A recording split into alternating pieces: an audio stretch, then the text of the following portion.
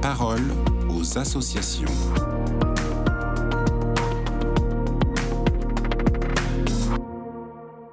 Bonjour à tous, bienvenue dans la parole aux associations. Aujourd'hui, je suis avec Florence Gros, la directrice de la fondation OCH, l'Office chrétien pour les personnes handicapées. Alors aujourd'hui, Florence, vous nous parlez de la proposition de loi sur la fin de vie. On vous écoute. Depuis le 12 mai, le texte sur l'aide à mourir est arrivé en débat à l'Assemblée nationale, texte qui depuis des mois suscite des interrogations et des craintes bien légitimes, voire des réactions assez violentes sur les réseaux sociaux.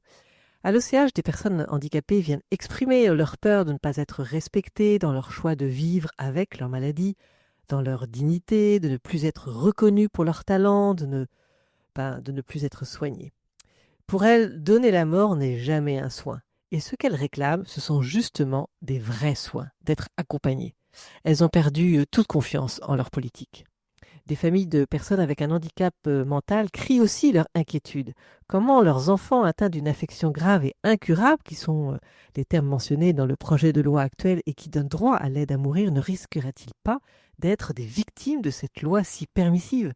Comment leurs enfants pourraient-ils être compris dans leur désir de vivre alors que leur expression verbale est difficile ?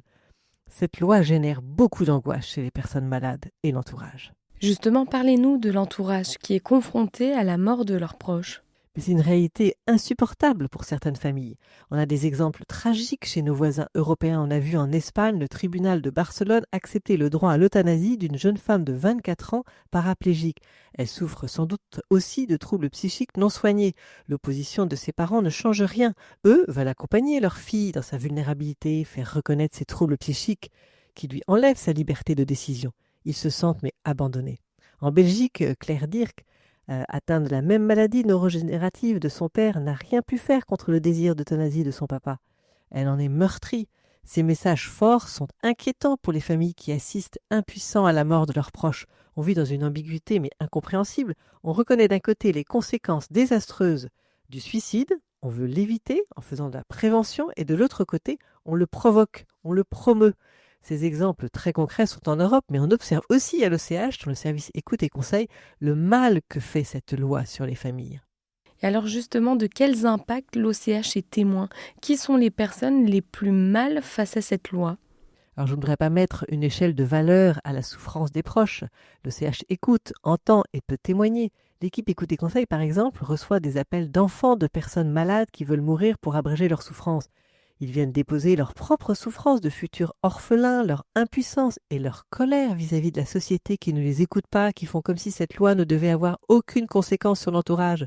Des fratries et des couples se déchirent. Nous devons prendre soin de l'entourage aussi. Ombrosé Lumière a interviewé Jean Gauthier, médecin et auteur de L'Harmattan.